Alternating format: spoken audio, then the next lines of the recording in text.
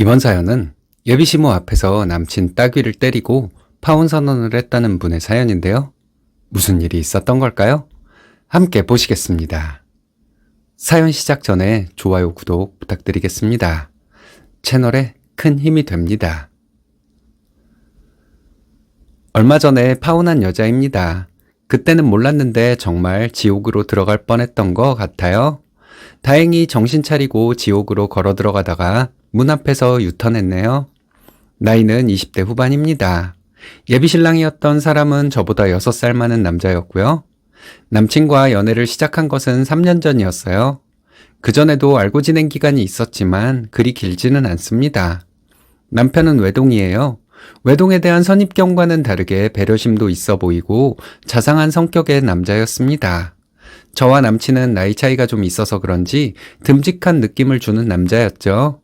연애 초반에 자존심 싸움을 하고 나면 항상 남친이 먼저 손을 내밀어 주었습니다. 그래서 저도 남친에게 될 수 있으면 자존심을 세우지 않으려고 노력했어요.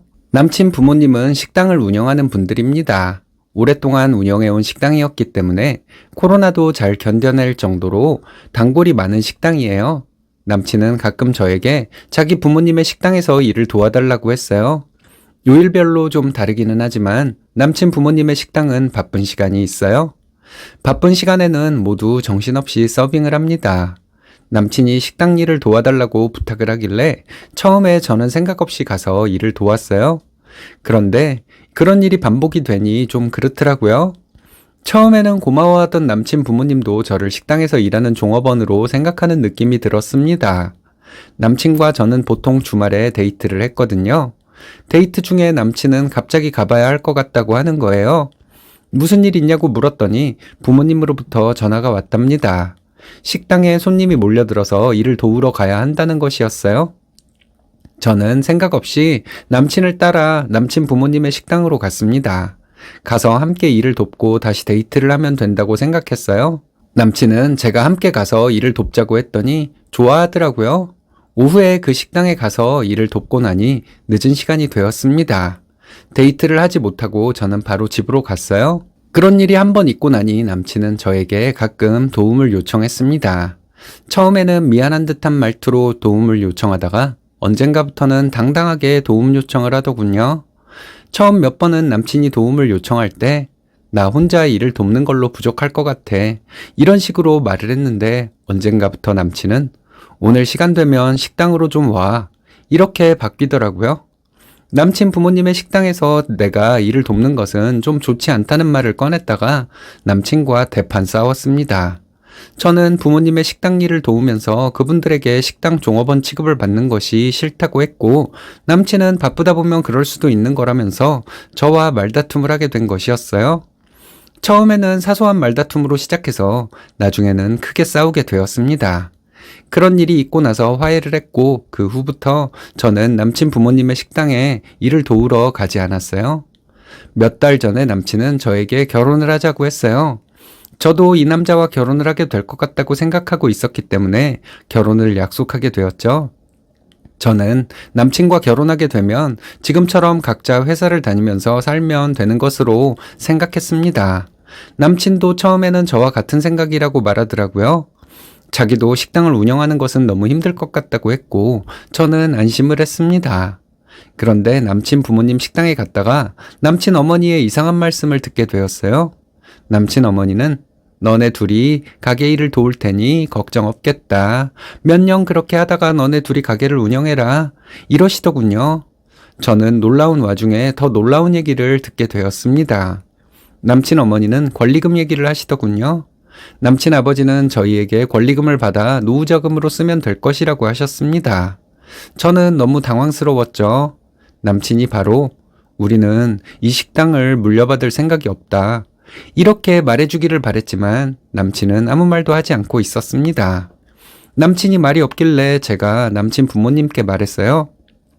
나는 식당을 운영하며 살 생각이 없고 여기 와서 일을 도울 생각도 없다.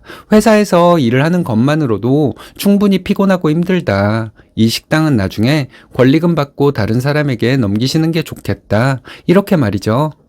제 말을 듣고 남친 부모님은 표정이 확 변하더라고요. 남친 부모님의 표정이 변하는 것까지는 그렇다 쳐도 남친도 표정이 변하는 걸 보니 저는 또 한 번 당황스러웠어요. 그날 남친은 저에게 진심으로 화를 내더군요. 그리고는 저에게 다시 식당으로 가서 자기 부모님에게 사과를 하라는 거예요. 나는 우리가 얘기했던 대로 부모님께 말씀드렸을 뿐인데 무슨 잘못이 있어서 사과를 하냐고 따졌습니다. 남친은 제가 생각하는 것이 너무 어리다고 하더니 우리는 결혼 후에도 부모님의 식당 일을 도와야 한다는 거예요.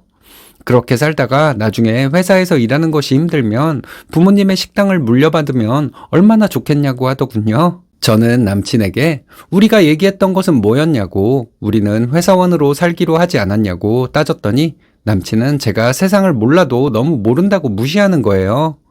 저는 남친에게 우리가 얘기했던 것은 그럼 뭐였냐고, 나는 그렇게는 못하니까 남친 생각대로 움직여주는 여자 만나라고 헤어지자고 말했습니다. 남친은 이성을 잃은 것 같더라고요. 소리를 지르며 말하다가 결국 인신공격까지 하더군요.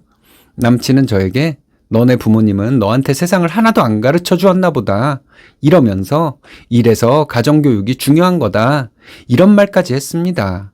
그 말에 저는 너네 부모님은 자식에게 식당을 팔아먹을 생각이나 하고 있다. 자식 돈으로 노후를 보내려고 하는데 그런 부모 밑에서 자란 사람이니 너의 본성은 뻔하다 이렇게 말해버렸죠. 여기서 끝내자고 말하고 저는 집으로 돌아왔습니다.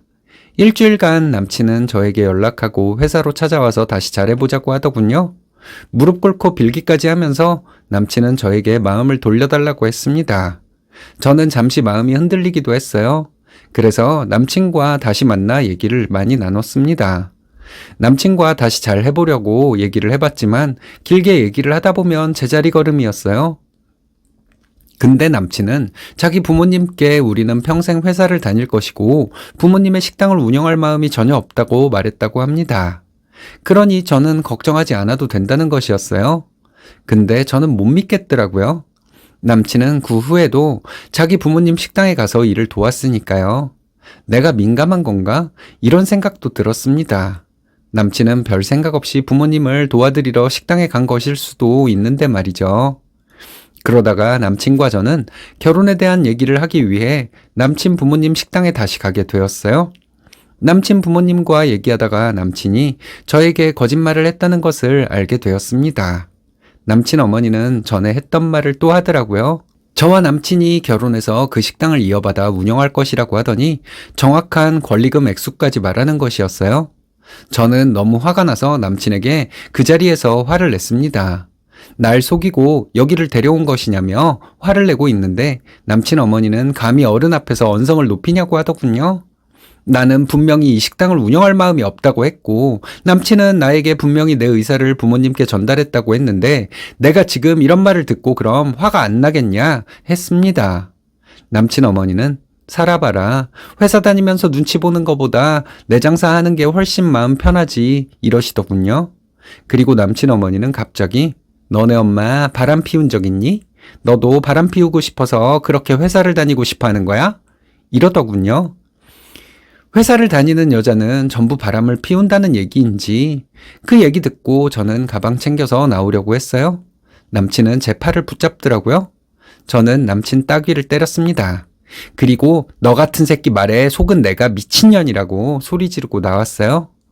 다음날 남친과 통화를 했는데 저는 남친에게 더 이상 연락하지 말라고 하고 차단해 버렸습니다. 날이 갈수록 남친 어머니가 한 말이 생각나서 계속 화가 치밀더라고요. 그래서 남친 어머니에게 문자를 보냈습니다. 당신은 회사 다니는 여자를 이상하게 생각하는 것 같은데 나는 당신이 식당에서 일할 때 남자 손님들에게 웃음을 흘리는 걸 많이 봤다. 남편이 옆에 있는데 그렇게 남자 손님들에게 꼬리를 치는 당신이 대단해 보였다. 단골들 중에서 돈 좀 있는 남자가 편히 살게 해주겠다고 하면 가정도 버리고 나갈 여자 같더라. 늙어도 남자에게 꼬리치는 버릇은 못 버리나 보다. 당신 같은 여자 아들과 어느 누구도 결혼하지 않을 것이다. 설령 결혼을 한다고 해도 금세 이혼할 것 같다. 당신 아들은 식당 운영에 길들여져 사회생활에 어려움을 겪는 도태된 남자다. 이미 인간관계에 실패한 인간이고 당신이 아들을 그렇게 키웠다. 그런 남자와는 어떤 여자도 결혼 생활을 유지할 수 없으니 잘 데리고 살아라. 이렇게 남친 어머니에게 문자를 보냈습니다. 남친 어머니는 욕이 담긴 답장을 보내더군요. 저는 그냥 무시했습니다. 저희 부모님께 자초지종을 전부 말씀드리는데 얼마나 죄송했는지 몰라요. 귀하게 키운 딸인데 남자친구 집에서 그런 대우나 받았으니 말이죠. 저희 부모님은 저를 위로해 주셨어요. 사람에게 빠지다 보면 객관적으로 사람을 볼 수 없는 때도 있다고 말씀해 주셨습니다. 이번 일로 얻어지는 것이 있을 테니 좋게 생각하라는 부모님의 말씀에 마음이 많이 편해졌어요. 저희 부모님 욕까지 하는 남친 어머니가 정상은 아니겠죠. 그런 엄마 밑에서 자랐으니 남친도 분명 정상이 아니겠죠. 그런 남자와 헤어지길 정말 잘한 것 같습니다. 맞아요. 잘했습니다. 남친 어머니에게 문자로 인신공격을 되돌려준 것도 잘하신 것 같아요. 남친은 아내를 애 낳는 도구, 자기 일을 돕는 도구, 밤의 욕구를 해소해주는 도구로 생각하는 것 같네요. 한마디로 자기밖에 모르는 미친놈입니다. 그런 놈과는 어울리지도 말아야죠. 시원하게 파혼 잘하셨어요.